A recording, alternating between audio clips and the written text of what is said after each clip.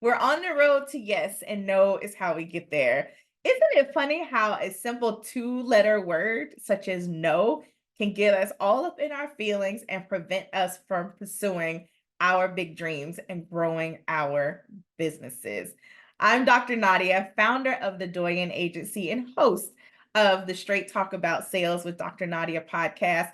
And on today's episode, we're going to talk about no in sales and the fear of rejection and the impact that it has on women business owners growing their businesses.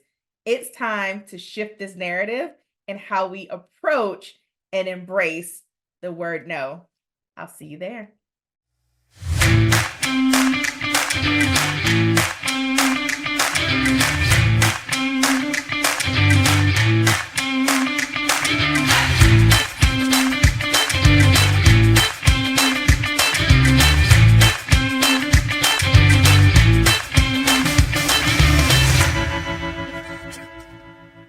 One of the things that I can guarantee you as you work and continue to make sales and extend invitations to work with you, you will hear the word no. And that may be just flat out no. It may be some other reason or phrased another way. But the truth of the matter is that in sales, no is a part of the process. However, I have found that many times women business owners, leaders, especially starting out in the business, no is that thing that really gets in the way. And while it's only a two-letter word, it has such big implications.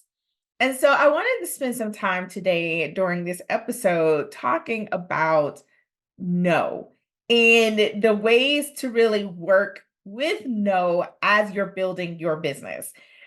And I can say this truthfully, even though a big part of my career in sales has been part of that has been doing sales for other people. So there's been a lot of times when I've been in conversation after conversation after conversation after conversation. And while that's good for the practice part, sometimes it really is just like no after no after no. Like you just have those days, those moments where it just feels like that no is so heavy. And so the first thing I want to talk about is because oftentimes you hear it in business that it's not personal, it's just business. And I agree. It is it's not personal, it's just business. And I can also say there are times when it doesn't feel that way. Like I may know that here, but in my heart of hearts, it feels very personal. It can be painful.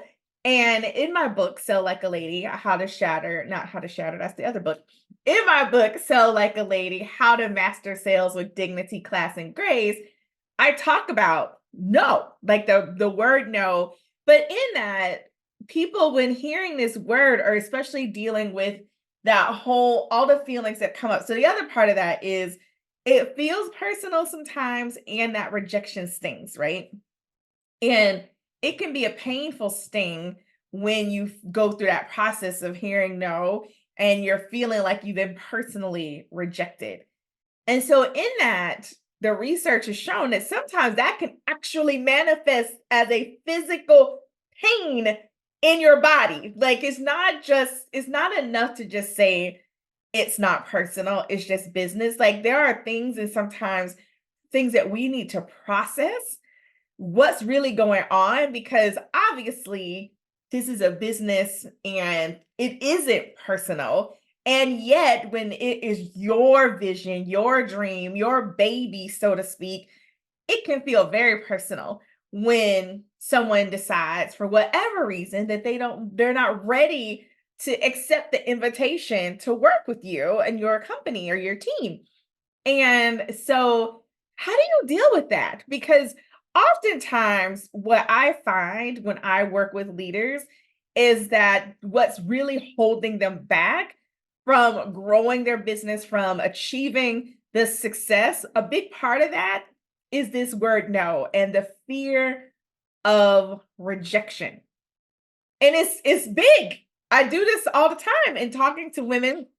I recently was at I was a speaker at an in-person event, and the one as the host of the conference was introducing me, one of the questions she asked the room was, how many of you in here love sales? Two hands went up. I didn't raise my hand because I was a speaker. That was kind of like cheating, right? Because, but two, it would have been three, including me. So in the entire room, only two or three people were like, yes, yes, let's do it. Everyone else was like, let's not. And many times it's because they don't want to hear the word no. Now, there's some other things tied to that. Like they don't want to feel like they have to be slimy. They don't want to have to feel like they have to be manipulative. Like there's some other emotions and feelings behind that. But there's also that underlying, Dr. Nadia, I don't want to be rejected. I had a client that went through our recent sales series, and she was so funny because part of the work that we do in that series, I think is week 2. I think it's week 2. We work on pricing. And in the pricing session, and then also in the how to have your sales conversation session, she kept trying to maneuver and shift things so have her pricing at a level where no one would say no.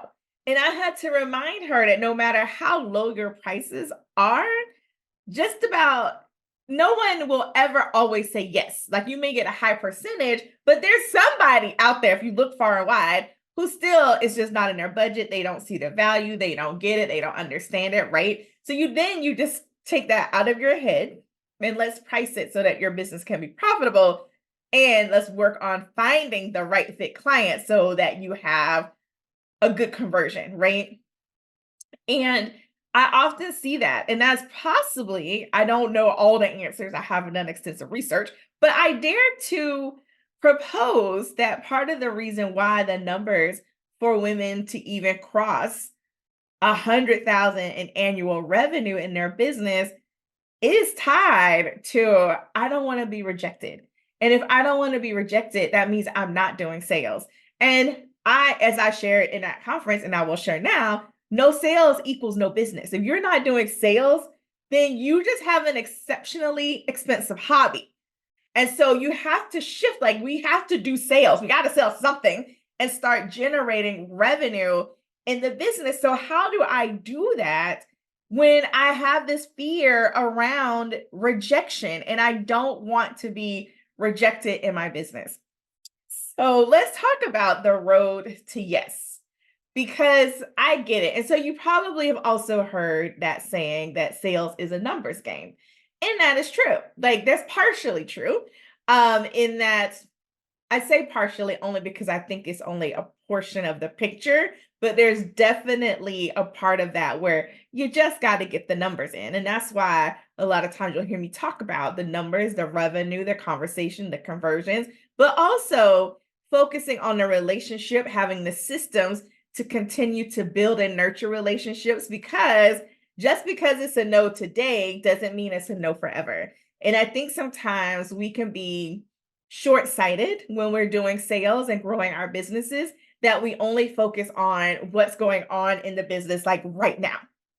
Whatever's happening right now, good, bad, or indifferent, that's our focus. And we sometimes forget that people need time.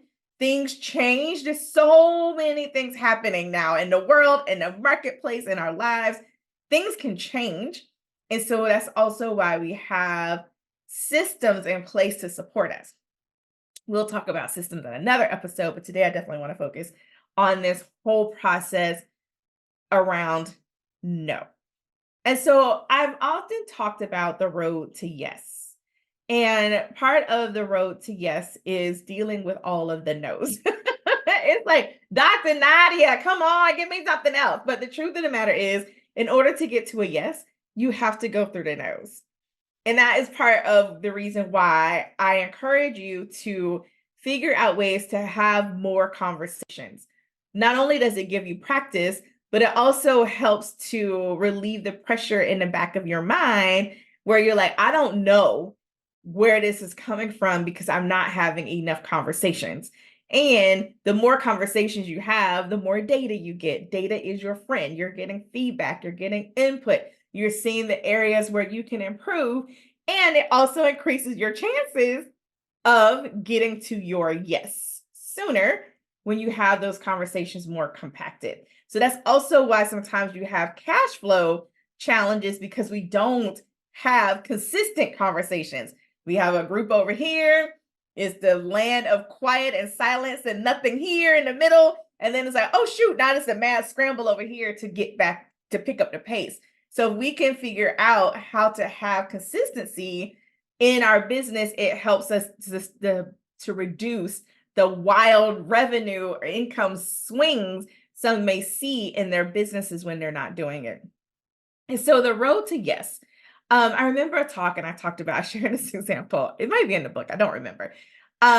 Where I was headed to, I think I was headed to DC for this particular trip, DC, Maryland area, and early morning trip for me leaving Phoenix. And the goal was when I got on the ground in DC, I was to meet up with a colleague. We had a whole itinerary of things that we needed to get accomplished in preparation for the event and things that we had going on that week. And well, lo and behold, I forget I live in a place that it doesn't snow. I get to the airport, nice, bright and early. Okay, it wasn't bright, it was still dark, but it was early. And you know how you're sitting there waiting for your flight and you get that dreaded announcement that your flight has been canceled. Well, my flight had been canceled because of the weather in the city. I think I was supposed to fly through Chicago. That was a learning lesson for me. Don't do that during the winter because I had a connection in Chicago. And so my flight, we couldn't go, weather delays and everything. So they ended up rerouting me through, I think, St. Louis. But that meant that I was going to get to DC later than originally planned. So instead of getting there like early afternoonish, I got there that night. And that directly impacted my itinerary. Well, I share that story because I was at the airport and I had a final destination in mind. And I was not at all excited about this flight delay, but it did not stop me from moving forward with my trip. And the same is true in your business. You have a destination, you have goals in mind, whether it's your bigger overarching vision or it's your annual revenue goal, maybe it's even your monthly revenue goal. And you also have goals when you're having your sales conversations, particularly with people that you want to work with. You're excited, you want to do this. And so you have a goal in mind that they say yes. But here's the thing, they don't always say yes. They don't always say yes when we want them to say yes. That's a whole nother lesson for another day, right? But here, so I want you to understand that part of the process to getting to the yes is going through the no's. And so several years back, I did what I called a 30-day 100 no's challenge. So my challenge to everyone was over the next 30 days, their goal was to get 100 no's.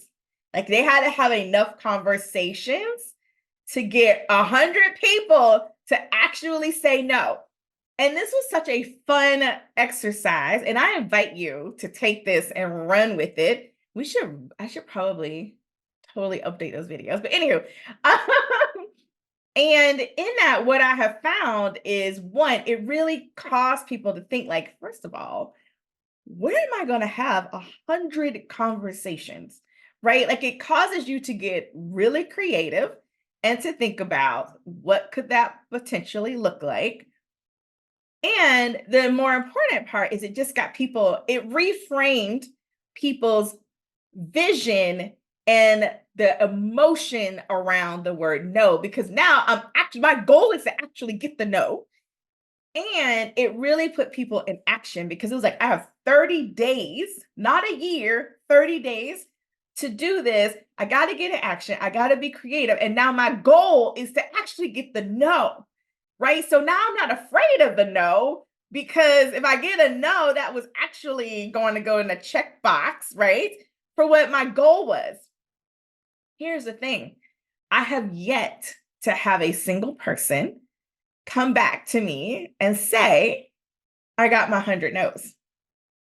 What I do hear is, oh my gosh, Dr. Nadia, I cannot believe the number of new people I get to work with. And then they're off working with the people and doing the things. Now, they have to remember to stay consistent with whatever they were doing, but it's a great exercise. If you're still at that place where no is like, then I want you to just get into practice. And this is something that I do even in my own business is we've been shifting and doing things and pivoting and oh my gosh, we're having conversations with a different audience. And I was spending a lot of time, in my opinion, where I was just kind of, in my office pontificating and what ifing and talking with my mastermind and my work besties and my husband. And, we're just all these things that all these ideas and all the things that I needed to do. And I was getting ready to get ready. And eventually I just got to know it with myself. I was getting on my own nerves. And I was like, Nadia, you need to start talking to real humans, right? Like you need to get into conversation and start talking to your people. Like you don't know what you don't know, and you're not going to figure it out sitting in your office thinking about it. So I started having the conversations. And then it was like, oh, and I gave myself permission to not be married to a yes. I gave myself the permission to be like, I'm going to show up to this conversation. I'm going to be 100% present, fully me, ask powerful questions, but I'm not married to a yes. So if this doesn't lead to yes, it's okay. However, I know that if I do this enough, as I'm gathering information, I'm getting feedback, I'm really understanding my audience. We're able to make tweaks and changes to our messaging. We're able to decide, yay, that's a good idea in terms of that's a client we want to go after, or nay, not scratch that from the list, right? So I encourage you to just get out there and start having the conversations. Now, I get that it can be a little unnerving, which is why I always acknowledge you for having the courage to do it in the first place. And so take on your own version of the 100 No's challenge and start having conversations. Get creative, have fun, give yourself the space and grace to just figure some things out because it won't always be perfect and the no's are coming. So you might as well enjoy them, learn from them, and move on. Because here's the thing, if you don't ever ask, the answer is always no, and you can't grow your business from that no place. The other thing is remembering to extend the invitation.